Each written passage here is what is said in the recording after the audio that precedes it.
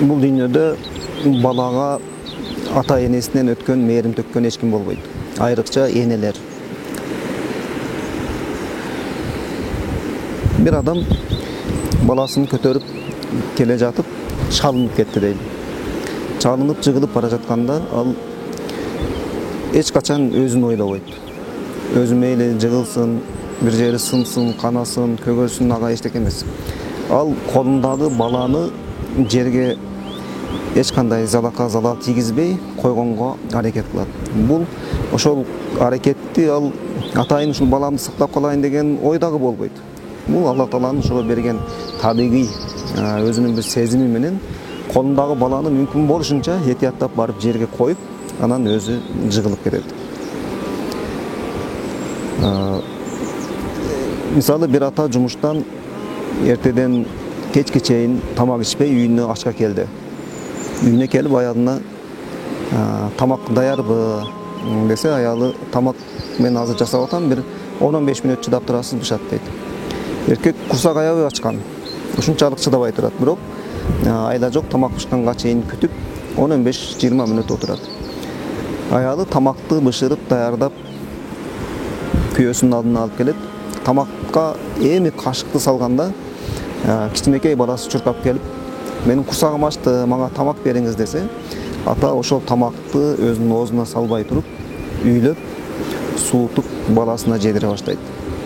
Курсак ушунчалык ачып, тамакты талап кылып, өзү ушунчалык каалап турса дагы, ал сөзсүз түрдө баласына биринчи тамак берет. Бул Алла Тааланын ата эненин жүрөгүнө салып койгон мээрим мына ошол. Алла Таала Куранда айтат, Куранда бир канча аяттарда айтылат, бир аятта кыямат күнү ата эне балдарынан качат дейт. Дагы бир аятта боюнда бар энелер боюндагысын дагы сыгып чыгарып жиберет дейт. Мына ушул аяттан биз түшүнүшүбүз керек, кыямат күндүн эсеп кысабы, кыямат күндүн оорчулугу бул биз эч бир көзүбүз менен элестетип албай турган. Биз жүрөгүбүзгө бир орун берип, аны мындай элестетип, ушундай болот турбайбы деп көңүлүбүзгө келтире албай турган даражада аябай оор болот. Мен жана ата эненин бул дүйнөдөгү балага болгон мээримин айткан себебим, ошончолук балага мээримдүү болуп, баласына эч бир жамандык каалабаган ата эне кыямат күнү балдарынан качат. Боюнда болгон баласын сыгып чыгарып жиберет деп атат. Демек, бул жөнөкөй күн эмес. Кыяматтын эсеп кысабы бул жөнөкөй нерсе эмес.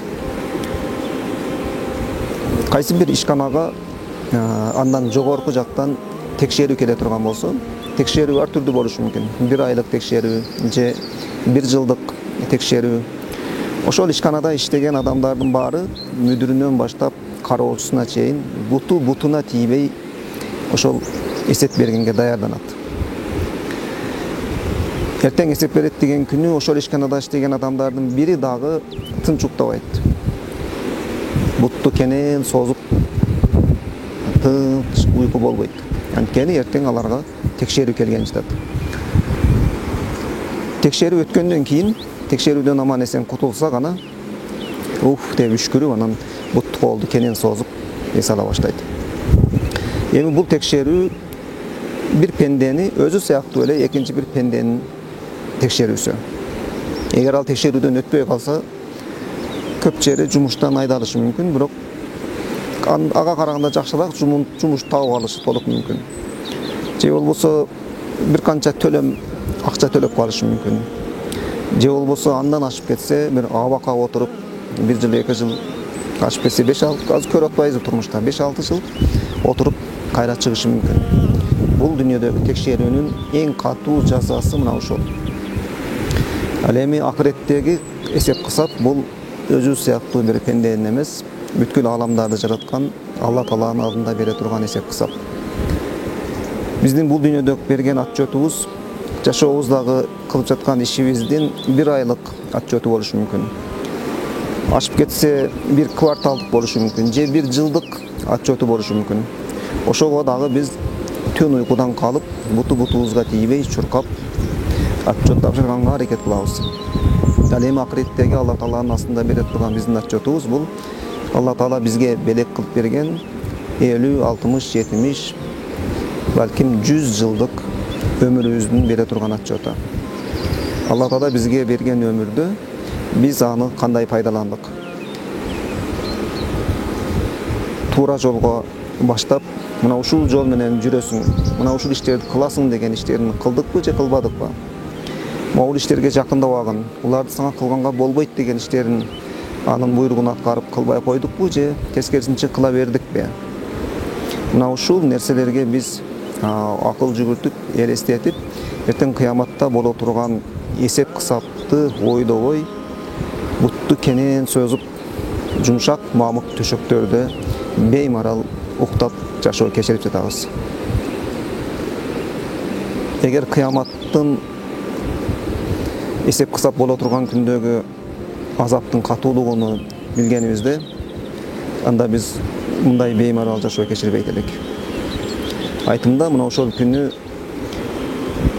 адамдар азаптын катуулугуна чыдабай Алла Таалага жалбарып, бизди тозокко болсо дагы киргизип жибергин, мына ушул жердеги балейден куткаргын. Тозокко болсо дагы киргизгин деп суранышат дешет.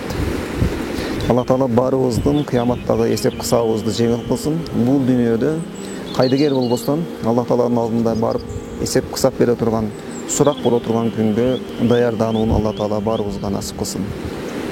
Ассаламу алейкум ва рахматуллахи ва баракатух.